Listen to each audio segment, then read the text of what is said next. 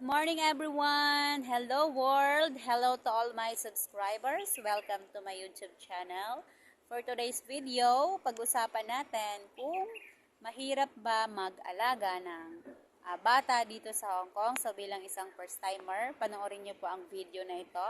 Nagkandak ako ng interview sa ating mga kababayan at mga kasister bilang may experience sila sa pag-aalaga ng bata. So tanungin natin sila guys para kahit paano meron kayong idea kung mahirap nga ba o hindi ang pag-aalaga ng bata dito sa Hong Kong. Okay, please watch this. So, Brother Lee, so may question ako sa iyo. Sige lang.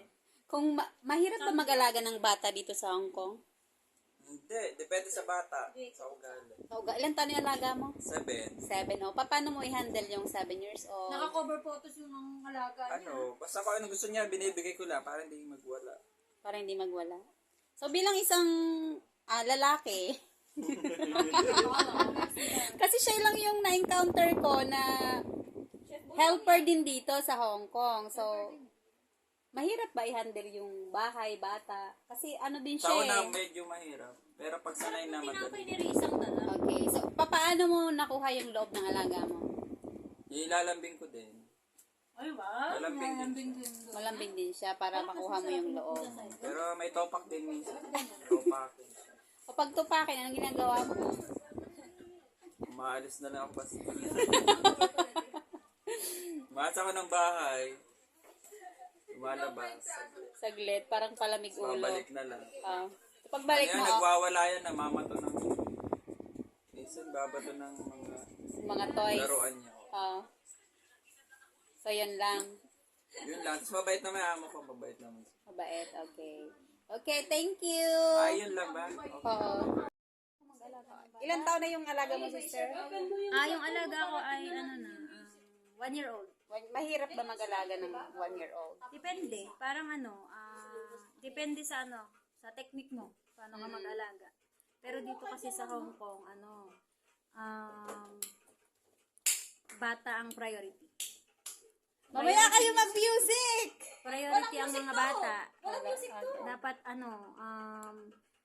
gagawan mo ng paraan. Paano mo magagawa yung mga houseworks ng may alaga kang bata.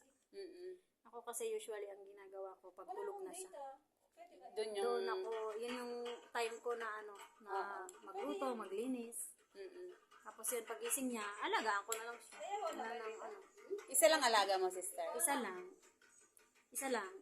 Baby girl. Baby girl. Yes. Mas maganda kasi alagaan yung newborn. Oo, mas maganda pag sa'yo lumaki. Oo, kahit Pero okay mahirap. din naman ng 7 year, ang mga, mga nag-aaral Malalaki na na, kasi oo. na-experience ko na rin naman Tsaka hindi na sila kargahin.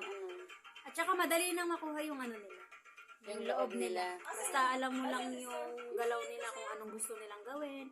Kasi nag-alaga din ako ng mga 6 to 8 years old eh. Yung gusto nila sasakyan mo lang. Parang mahilig silang mag-painting, mag-drawing, magbasa. Yan. Okay. Rin. Kung gusto nila mag-painting, go ako. Painting ako. Yan. Okay. Doon mo kasi makukuha yung nila. Loob nila. Kailangan talaga kuhanin yung loob nila. Yan. Doon mo rin makukuha ang loob ng employer. Yes. Thank you, sister. So, ano yung payo mo sa mga nagpaplanong pumunta dito sa Hong Kong na merong alaga ang baby? Ayan, sa mga may alaga ang baby, usually kasi yung experience ko din na dati, susundin nyo yung instruction syempre nung parents kasi may mga parents na sensitive. Yung lahat ng kilos mo, paano ka mag-alaga, sinisili pa nila yan. Tinitingnan kung paano ka magpalit ng mga diaper, especially sa Kasi yung dati kong inalagaan na 2 to 3 years old, may mga may instruction pa. Hindi basta yung gusto kong yung process masunod. kung paano ko siya yun ang masunod, hindi.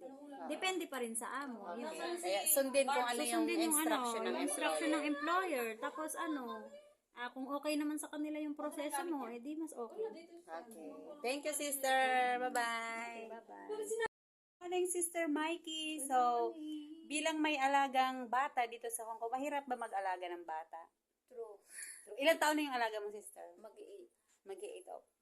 Gaano kahirap? Paano mag-alaga ng ganong edad dito sa Hong Kong? Ano kasi sila yung hyper, tapos gusto laro ng laro, kahit may ginagawa ka. Auntie, can I play with you? Can I play with you? Ganyan sila. Kaya dapat, bibigyan mo ng time na makikipaglaro ka, tapos, ano kasi sila sa oras eh. Pag sinabi mo, okay, I can play with you 30 minutes, titingin yan sa orasan. Kailangan Exactly 30 minutes. Yeah. Talagang sila, di ba? Time is Yung gold oras sa mga dito, Hong Kong. Oo. After 30 minutes, I will do something and then I will work 1 hour. After that, I will play again with you. Ganyan. Another 30 minutes. Ayun. Okay. So, anong mapapayo mo doon sa mga papunta pa lang dito sa Hong Kong na merong aalaga ang bata? Ayun. Dapat unang-unang gagawin nila is kuhanin yung loob ng bata. Kasi sa mga parents dito, importante nakasundo mo yung anak nila. Kasi kahit gaano ka kagaling magluto, gaano ka kagaling maglinis, kung ayaw sa'yo ng bata, sinabi sa nanay na, I don't like you. Go back to the Philippines. Oh, automatic yan. Bye-bye. Yung amo ko dati, ang sabi Bye-bye. ng amo ko sa amin. Hello, Sister Rose. And so, for today's vlog natin, yung tanong natin is, kung mahirap ba mag-alaga ng bata dito sa Hong Kong? Based sa experience mo, sister. Depende sa bata. Yung may mga bata na lumaki sa kanila, okay yun. Pero yung sa akin side is hindi. Ang alaga ko is 5-year-old and 7-year-old. Depende sa trip niya kung paano mo siya sasakyan. Kailangan kunin mo muna yung loob niya. Sa una mahirap kasi kinukuha mo pa yung loob. And the days na nakikita mo kung ano yung mga gusto at ayaw niya. Yun, nagkakasundo kayo. Kaya kailangan marunong kang, parang anak, tulad ng anak mo, ganun yung paano mag-disiplina. Pero yung hindi, Okay. So, yun lang yan, sister. Ano yung routine mo pagdating sa kanya? Gawaing bahay, sa bata? umaga, gising ako ng 6, Mm-mm. prepare ng breakfast. And then prepare ng mga gagamit niya for the school. And then, bibihisan ko siya pagkatapos niya mag-breakfast. And then, Ay, ikaw lahat yun. Tapos yun, i-prepare ko lahat yun. Ay, hanggang umalis siya.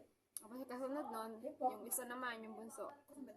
Ilang taon yung bunso sila? 5-year-old. Tapos, Five. salin ko din siya pagkagising niya. Magkaiba sila ng time ng pasok. 7 o'clock kasi yung panganay. Tapos yung bunso is 8 o'clock. Kaya iba yung routine.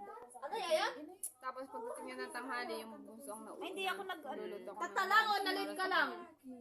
Yun, tapos pagkatapos namin gagawa kami ng homework.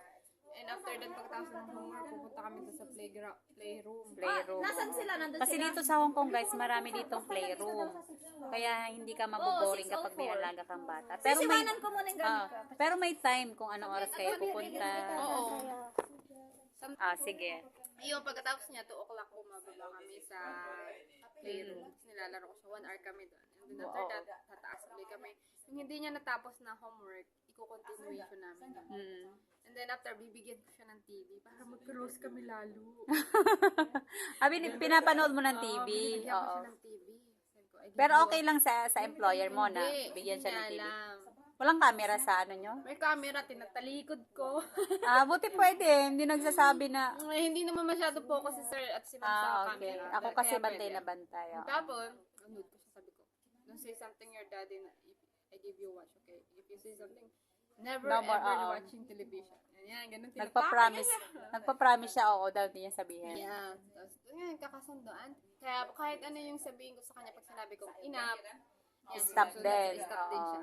Kaya sabihan ko siya, like my kids. Hindi Yes. yung alaga ko lang siya, alaga ko lang. Hindi, kailangan i-connect mo yung sarili mo sa kanya na kailangan isang, wala yung magulang niya, ikaw yung magkikare sa buong whole day. Kaya yun, kinukunik ko siya. Dito sa bahay, ako yung mama mo pag wala yung mama mo. Ganun ako yung sinasabi ko sa kanya. Kaya madaling mapasunod kasi pag mahal mo yung trabaho mo at saka yung mga alaga mo, hindi mahirap mag-adjust. Noong una, mahirap mag-adjust kasi kinukuha mo pa yung loob. Yeah, kaya ganun, mahirap siya sa una. Then after that, Pero ngayon, wala na. Very wala easy na lang. very easy. Okay, so thank you, Sister Rose. Hello, good morning. So, for me, share ko sa inyo kasi ako, ang alaga ko ay simula ako sa newborn. Kung magi-start kayo sa baby pa guys, mas maganda kasi hindi kayo mahihirapan na kuhanin yung loob nila kasi tayo yung lagi nilang kasama. Ibig sabihin, mas malapit pa sila sa atin compare sa kanilang mga parents. Kasi yung alaga ko guys is baby boy. Then ngayon, ang sitwasyon namin ngayon, halos ayaw niya nang humiwalay sa akin. So dahil 2 months na lang yung natitira ko dito sa Hong Kong guys, so nakakalungkot din kasi malapit ko na rin siyang iwanan. Pero gusto nila ako mag-renew, kaya lang mas pinili ko na lang munang umuwi muna sa Pilipinas kasi mas kailangan ako ng mga anak ko, no? So, pag meron pa tayong chance, kung meron pa tayong pagkakataon na pagdating ng panahon is makabalik tayo dito sa Hong Kong, so why not? Pwede tayong bumalik dito kasi maayos naman yung sahod dito, guys. Then, yearly naman siya tumataas, okay? So, balik tayo kung mahirap ba mag-alaga ng bata dito sa Hong Kong. Ako in my case naman, guys, sa totoo lang, hindi naman masyadong mahirap yung pag-aalaga ng bata dito. Kasi nagsimula ako sa baby siya. Kaya lang tayo nahihirapan kasi all around tayo. So, halos wala tayong pahinga. Kasi pag tulog yung mga alaga natin or ihahatid natin sila sa kanilang school. So, pag uwi natin ng bahay, gawaing bahay tayo. Kaya medyo tayo nahihirapan. Pero kung speaking of pag-aalaga ng bata, hindi naman siya talaga masyadong mahirap. Kung yung iba siguro nahihirapan kasi kung may attitude talaga yung alaga nilang baby. So, for me naman, sa experience ko bilang kay baby, hindi ako nahihirapan guys. Okay? So, mahalin lang natin yung mga alaga nating baby. Kasi pag ramdam nila na mahal natin sila, ibig sabihin, parang magiging maalwan din yung pagtatrabaho mo. Kasi mararamdaman din niya na love mo din siya at mamahalin ka rin niya. Kasi yung alaga ko guys, sobrang mabait siya na kapag nagmi-meet kami ng mga kakunyang ko dito sa playhouse, sinasabi ko sa kanila, oy mabait tong alaga ko.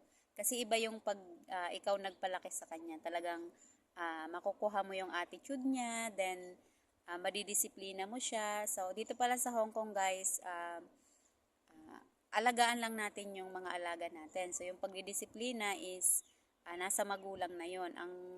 Ang priority lang natin ay alagaan sila, gabayan sila, ibigay yung needs nila, so ganun lang. Pero kung pagdating sa pagdidisiplina, like papaluin, so bawal yun dito sa Hong Kong guys, okay? So alagaan nyo lang yung mga alaga nyo, and I'm sure na mamahalin din niya kayo, okay? So sana may natutunan kayo sa mga na-interview kong mga ka-sister and one brother. So kasi si Brother Litz, siya lang yung nakita kong na-meet ko dito na nag-aalaga ng bata. Then all around din siya guys. Kasi yung ibang mga na-meet ko dito is mga gardener lang, then driver, pero siya talagang all around din. Then ang bait din ng kanyang employer. Okay? So sana may natutunan kayo sa mga na-share namin na information about sa inyo, sa mga sisters na in-invite ko para mag-share ng kanilang experience. So, thank you so much.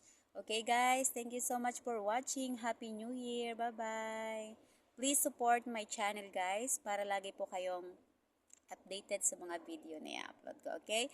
Bye-bye.